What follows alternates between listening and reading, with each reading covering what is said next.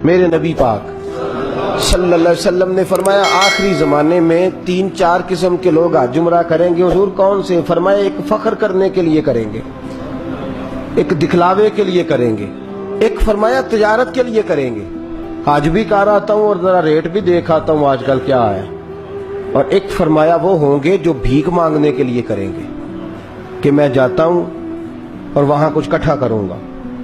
فرمایا یہ سارے غلط ہیں یا اللہ یا رسول اللہ۔ پھر فرمایا کچھ امیر بھی ہوں گے عمرہ کرنے والے جو سیر کی نیت سے جائیں گے۔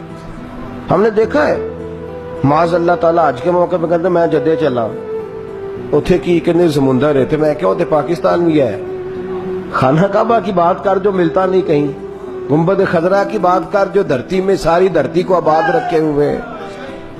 تو لوگ اس کے مقصد کو میرے حبیب نے فرمایا کچھ لوگ ہوں گے جو خالص اللہ کی رضا کے لیے جائیں گے۔